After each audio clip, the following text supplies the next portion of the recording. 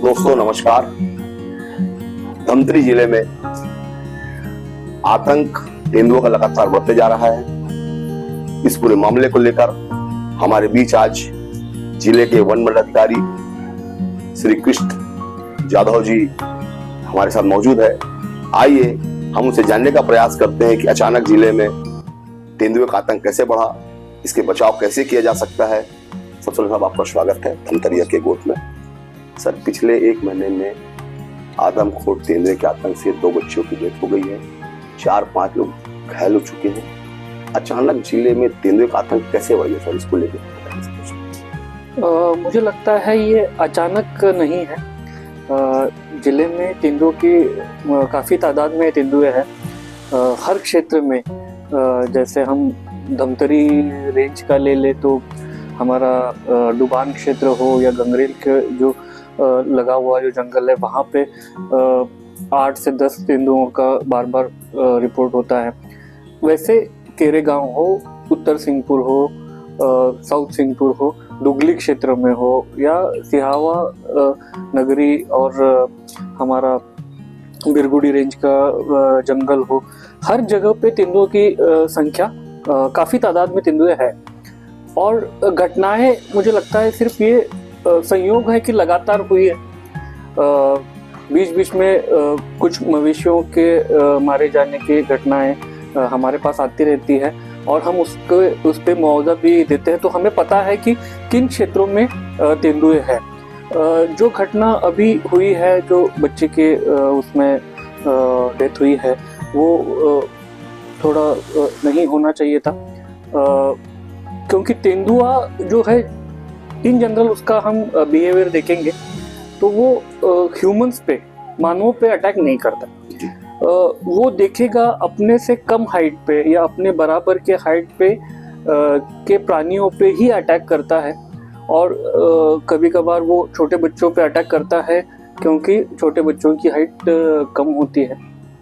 तो उसी का कारण है जो है वो छोटे बच्चों पे उसने अटैक किया है। शाम के समय पे वो दबिश दे के बैठता है और उस टाइम समय पे ज़्यादातर वो जैसे वाइल्ड अपने कुत्ते हैं या खरगोश है या ऐसे ही मतलब छोटे छोटे जानवरों पे अटैक जनरली करता है। सर, अपने जिले में लगभग कितने तेंदुए होंगे सर आसपास, एक अनुमानित? अनुमानित संख्या मतलब अपने यहाँ जो है एग्जैक्ट कैलकुलेशन तो नहीं होता है। वन क्षेत्रों में, अभयारण्य क्षेत्रों में एग्जैक्ट कैलकुलेशन होता है, बट अनुमानित जो है मुझे लगता है 50 के अराउंड कम से कम तेंदुए होने चाहिए। सर, आपने बताया सर कि तेंदुआ लगभग मनुष्य पे हमला नहीं करता, बच्चों पे हमला करता है।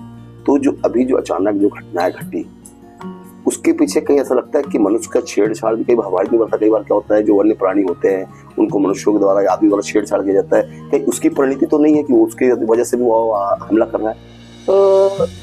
तेंदुए के मामले में छेड़छाड़ का मुझे ज़्यादा असर नहीं लगता है। इसका कारण यह है, तेंदुआ बहुत ही फास्ट और किसी को न दिखा, मतलब ज़्यादातर समय वो दिखाई नहीं देता।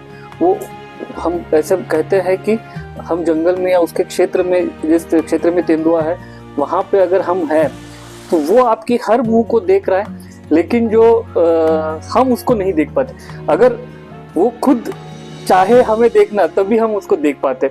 उतना वो कैमोफ्लेज भी करता है खुद को और दिखाई नहीं देता, क्योंकि पत्तों का कलर और उसके कलर में वो एकदम से मिल जाता है और वो बहुत इजीली दिखाई नहीं देता है। तो उसमें जो है उसको छेड़छाड़ करने का मौका ही हम लोगों को नहीं मिलता। जैसे हाथी है, बहुत बड़ा है, मतलब दिखता है, उससे छेड़छाड़ के मामले सामने आते हैं। या अन्य वन्य प्राणी जो थोड़ा स्लो है जी, या उतने कैमोफ्लेज अच्छे से नहीं कर पाते, उनके साथ छेड़छाड़ के मामले आते हैं। तेंदुआ मतलब ये बिग कैट में आता है। टाइगर है, लेपर्ड तेंदुआ हो गया, बाघ हो गया और शेर हो गया, लायन जो है वो बड़े बिग कैट में आते हैं। तो इसमें जो है इनकी सबकी मूवमेंट इतनी फास्ट होती है और उसको जो है छेड़छाड़ के मामले बहुत ज्यादा नहीं आते। मतलब तेंदुआ छुप कर हमला करता है सामान्य सर? बिल्कुल करता है। तेंदुआ छुप के मतलब दबिश देख के और मौका देख के जो अच्छा मतलब उसको लगता है कि अब ये इसमें आ जाएगा तो उसमें हमला करता है। बिल्कुल ऐसा बताया जाता है तेंदुआ हमेशा बच्चों के गले को पकड़ता है। बिल्कुल, सिर्फ बच्चों की बात नहीं है, मतलब किसी भी प्राणी के वो, जैसे कोई स्पॉटेड चीतल है जी चीतल पे भी वो अटैक करेगा तो यहाँ वहाँ अटैक नहीं करेगा। जी ठीक है, कई बारी अब वो पीछे से आ रहा है तो पीछे पहले पकड़ लेगा, लेकिन पहला उसका प्रयास रहता है कि उसके गले के अराउंड वो पकड़ के उसको दबोचता है और उससे क्या होता है, ब्रीथ नहीं कर पाता। जी जी तो बहुत जल्दी उसमें जो है देखिए ऐसे अटैक करके ब्लड निकाल के, मतलब ब्लड जब निकलता है तो जब ज्यादा ब्लड बहेगा तब मृत्यु होगी जी।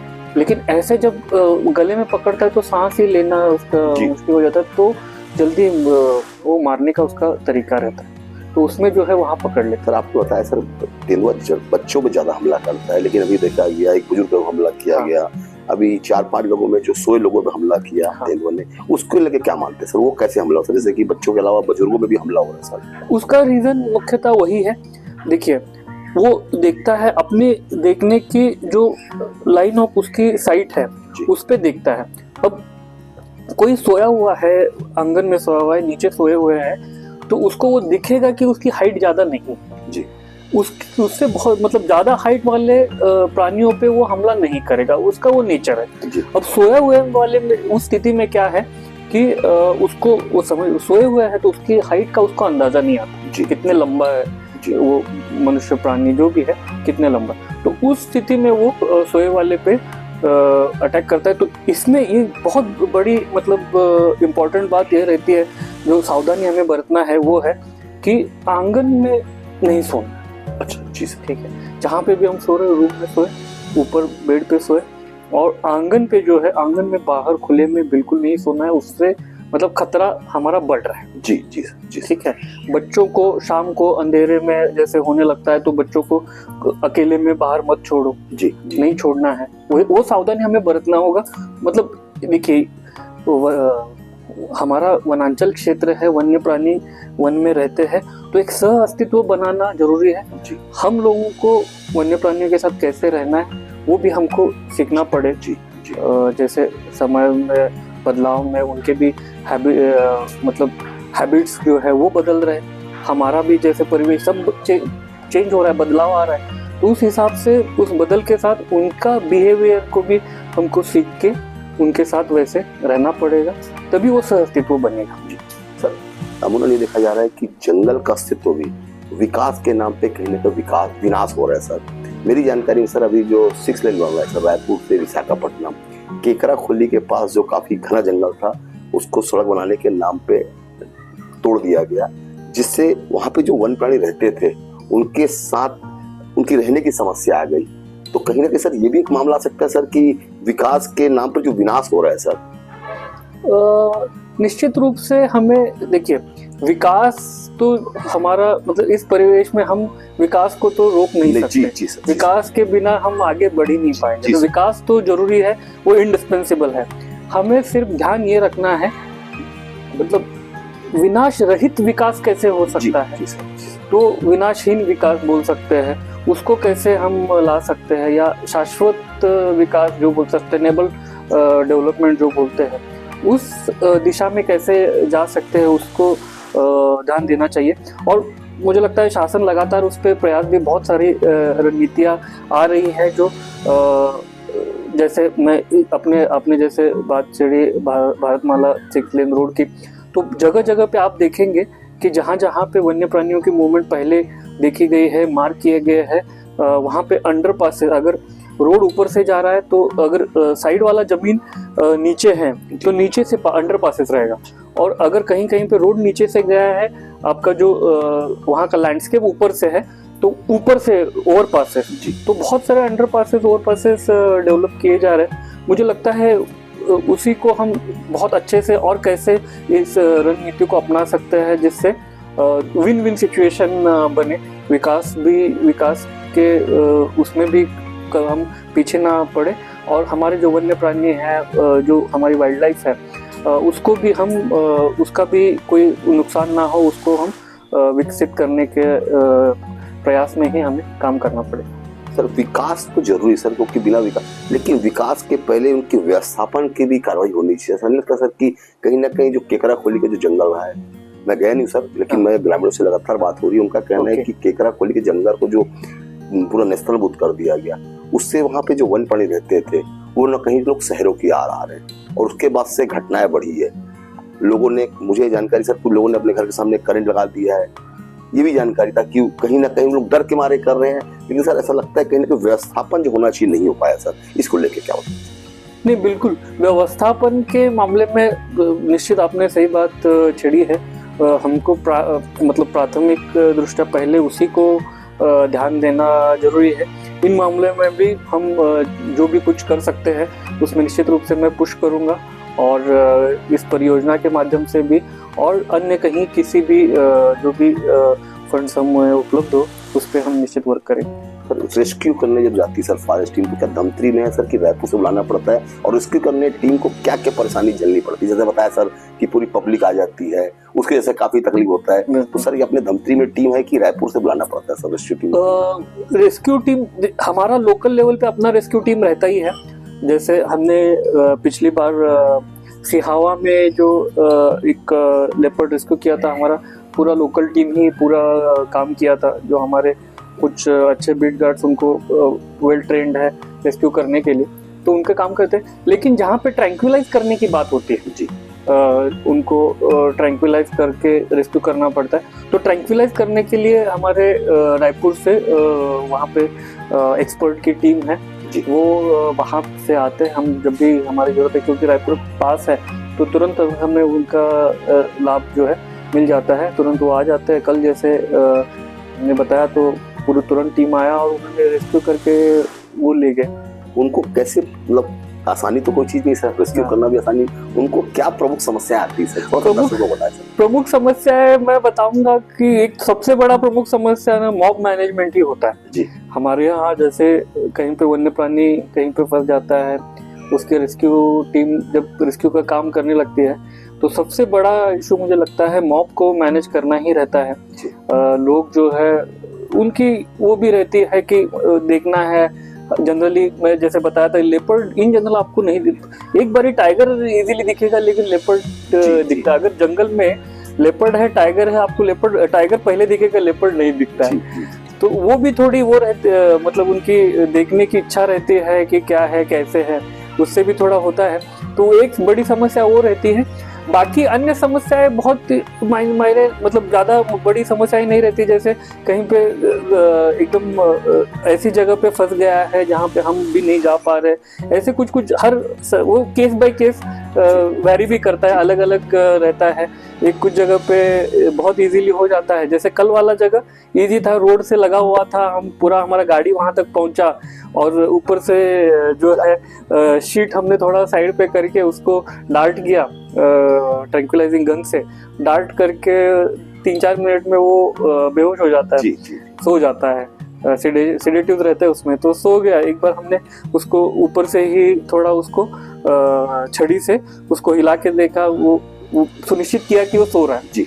फिर जैसे वो पता चला सो गया है, तो फिर हमने सामने से डोर खोल के टीम गया, उनको लेके फिर गाड़ी में केज में डाल के फिर उनको रिवाइव करने के लिए एंटीडोट भी देना पड़ता है। ओके जी। तो उसको एंटीडोट दिया, कुछ टाइम में वो फिर से वो हो गया, थोड़ा पानी वानी उस पर डाले, 15-20 मिनट के बाद तो वो ये हो गया जी। रेस्क्यू सर उसी जंगल में छोड़ते, कैसा छोड़ते सर, आप बताएंगे सर? इन जनरल उसी जंगल में छोड़ते। कल के केस में हमने नहीं छोड़ा है क्योंकि इंजुरी है उस पर। जैसे वहाँ पे मैं वहाँ पे डॉक्टर्स से भी बात करूँ, रायपुर में जो रेस्क्यू सेंटर में है, तो उनका कहना है किसी कार वार से उसको जो है एक्सीडेंट हुआ है, और उसको यहाँ से ऐसे लंबा ये कट है, तो वहाँ पे अब वो उसका इलाज हो रहा है, उसको ठीक हो जाएगा तो फिर हम जंगल में छोड़ेंगे। वन्य प्राणी में अगर किसी परिवार के जनों की, बच्चों की डेथ होती है सर, तो शासन द्वारा क्या मुआवजे का प्रावधान है सर, इसके बारे में बताएं? जन हानि के मामले में शासन द्वारा 6 लाख का मुआवजा दिया जाता है, जिसमें 25,000 एक्स ग्रेशिया तुरंत हम दे देते हैं, और बाकी जब पोस्टमार्टम रिपोर्ट और बाकी फॉर्मेलिटी जब पूर्ण होती है तो बचा हुआ 5,75,000 रुपये का भुगतान करने का उसमें प्रावधान है। लगातार हम प्रयास करते हैं कि उनको ज़्यादा उसके लिए ज़्यादा टाइम ना लगे, तुरंत मिलने का, तुरंत उसको देने का प्रयास हमारा रहता है। पर्यावरण की दृष्टि से सर जो वन्य प्राणियों का रहना बहुत जरूरी है। बिल्कुल, बिना वन्य प्राणियों के इस धरती का रहना संभव नहीं है। वो एक बैलेंस है ना, बैलेंस। जी सर, तो धमतरिया के गोट के माध्यम सर आप एक अपील क्या करना चाहते हैं सर कि लोग उसको लेके जन जागृति रहे, उनकी हिफाजत भी करें, उनकी देख रेख भी एक आम आदमी की जिम्मेदारी बनती है। इसको लेके हमारे चैनल के माध्यम से क्या अपील करना चाहते हैं सर? मैं सभी से ये अपील करना चाहूँगा, देखिए कि हम ह्यूमंस हैं, हम मानव हैं, हम बोल सकते हैं, हमें जो भी समस्या है हम बोल के बयां कर सकते हैं। वन्य प्राणियों की कोई आवाज़ नहीं है, तो उनकी आवाज़ को समझने के लिए, उनके समस्याओं को समझने के लिए हमको थोड़ा सा सचेत रहना जरूरी है और एक सह अस्तित्व बनाना जरूरी है। हम सभी मानव, वन्य प्राणी, सब प्राणी हैं और साथ में इस पृथ्वी पे आए हैं और हमारा सभी का होना, एक साथ होना जरूरी है, तभी पर्यावरण में जो है संतुलन, बैलेंस जो बोलते हैं वो बना रहेगा। तो उनके भी रहने के लिए हमें थोड़ा सा उनको स्पेस, उनको फ्री पैसेज वो देना जरूरी है। और इसी के लिए साथ ही मैं ये भी कहना चाहूँगा कि जो सावधानियाँ बरतनी है, वन्य प्राणी, हमारा आंचल में बहुत सारे वन्य प्राणी हैं, वनांचल में हम रहते हैं, तो उनके साथ सह अस्तित्व बनाने के लिए कुछ सावधानियाँ बरतने बिल्कुल जरूरी है। हर वन्य प्राणी के साथ अलग अलग सावधानियाँ रहता है। जैसे हम बात तेंदुए की कर रहे हैं, तो तेंदुए के साथ मैं सावधानियों में बताना चाहूँगा कि शाम को रात को बाहर ना सोए, आंगन में ना सोए, छोटे बच्चों को आंगन में शाम के वक्त ना छोड़े, क्योंकि ये जो अटैक्स होते हैं जनरली अंधेरा होने लगता है या अंधेरा होने के बाद ही होते हैं। ऐसे कहीं पे घटना होती है, कहीं पे तेंदुआ दिखने के, तो वन विभाग को सूचित करें। कहीं पे भी खुले बड़े गड्ढे, जैसे लैट्रीन वगैरह के गड्ढे जो है खुले ना छोड़े, उनको बंद, सेप्टिक टैंक्स वगैरह जो रहते हैं उसको बंद रखे, क्योंकि उसमें उनके भी गिरने की संभावनाएं ज़्यादा रहती है। तो ये सावधानियां हम बरतेंगे तो मुझे लगता है ये सह अस्तित्व संभव है और सह अस्तित्व से ही जो है हमारा संतुलन बना रहेगा और हम जो समस्याओं को हम इस पृथ्वी तल पे देख रहे हैं, जैसे ग्लोबल वार्मिंग है, क्लाइमेट चेंज है, इन समस्याओं का समाधान सह अस्तित्व और संतुलन ही है। कुछ लोग सर वन्य प्राणियों का लगभग नुकसान पहुंचाने का भी काम करते हैं, समय समय में शिकार की घटनाएं हो जाती है सर। इसको लेकर होता है सर कि लोगों को कैसे इसके लिए विभाग पर कुछ जागृति किया जाता है सर, क्या अभियान चलाया जाता है? गाँव-गाँव में एक आपके समिति बनाई जाती है, वन विकास समिति, इसके माध्यम से सर क्या प्रयास करते हैं सर? क्या वन्य प्राणियों को बनाना हर आदमी की जिम्मेदारी है, आपकी भी है, हमारी भी है और जो ग्रामीण क्षेत्र उनकी भी है, इसको लेकर विभाग का क्या प्रयास करते हैं सर? हम लगातार इस पे जन जागरूकता करते रहते हैं, चाहे वो वन प्रबंधन समितियों के माध्यम से हो, चाहे अन्य हर फोरम पे जो है वन्य प्राणियों के बारे में हम वनांचल में रहने वाले ग्रामीण भाई बहनों को जागरूक करते रहते हैं। जगह जगह पे हम दीवार लेखन वगैरह भी करवा रहे हैं। तो उससे क्या है, ताकि मतलब क्या, जब वन्य प्राणी का आमना सामना होता है या क्षेत्र में वन्य प्राणी आते हैं तो हमें क्या करना है, क्या नहीं करना है, इन चीज़ों के बारे में हम लगातार जानकारी देते हैं। रही बात शिकार की भी, तो शिकार के बारे में भी लगभग सभी को पता ही रहता है कि वन्य प्राणी संरक्षण अधिनियम के अंतर्गत बहुत कड़ी से कड़ी उसमें सजाएं दी गई है। तो उसके बारे में भी हम बताते रहते हैं कि क्या सजाएं है, क्या है उसके संबंध में। तो उससे जो है एक बेसिक अवेयरनेस जो है ग्रामीणों में आ रहा है। सर मेरा आखिरी सवाल सर, जैसे आपने बताया कि जिले में लगभग 50 के आसपास तेंदुआ हैं, पिछले 5 सालों में तेंदुओं की संख्या बढ़ी कि कम हो रही है सर? क्योंकि प्रयास काफी हो रहा है सर शासन स्तर भी, क्योंकि संख्या बढ़नी चाहिए सर, ऐसा मुझे लगता है।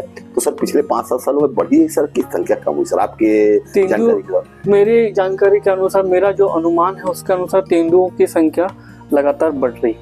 उसके 2 मेन कारण है। जो संरक्षण शासन द्वारा उनको प्रदान किया जा रहा है वो तो है ही, उसके साथ ही ना तेंदुआ का एक नेचुरल उनका जो वो है मतलब बिहेवियर आप बोलोगे या उनकी क्षमता जो है वो हर स्थिति को हर मतलब हर एनवायरनमेंट में बहुत जल्दी अडॉप्ट कर लेते हैं। आप देखोगे घने से घने जंगल में भी मिलेगा, एकदम से चट्टानी पत्थर जहाँ पे थोड़ा घास है वहाँ पे भी वो उसका रहवास मिलेगा, जहाँ पे कम पानी है वहाँ पे मिलेगा, वहाँ जहाँ पे ज्यादा पानी है वहाँ पे मिलेगा।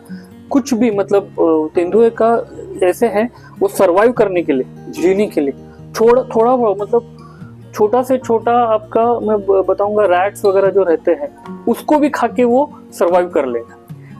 उसका तो उसकी सर्वाइवल वाला जो एबिलिटी है वो बहुत अच्छी है जी।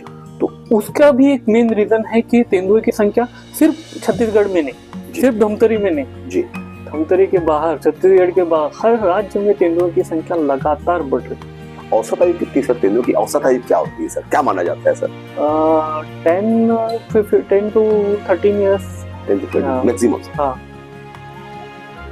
मुझे लगता है 8 to 13 तक है, जहाँ पे ज्यादा प्रोटेक्शन मिलता है। जैसे जू में एनिमल ज्यादा जीते हैं जी जी, क्योंकि क्या है बाहर जंगल में उनको शिकार नहीं करेगा तो खाने को नहीं मिले जी, जी, जी। ठीक है, तो जो बूढ़े होते हैं तो बहुत जल्दी डेथ हो जाती है जी।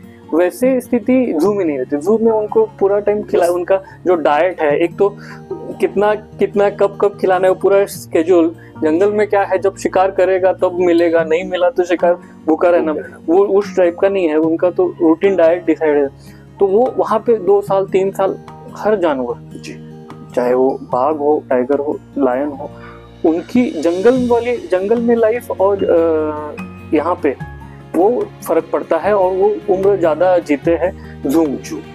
उनकी डाइट फिक्स रहती है, बैलेंस डाइट रहती है, मतलब टेक्निकली जो खिलाना है वही खिलाते हैं, बाकी कुछ भी नहीं खिलाते।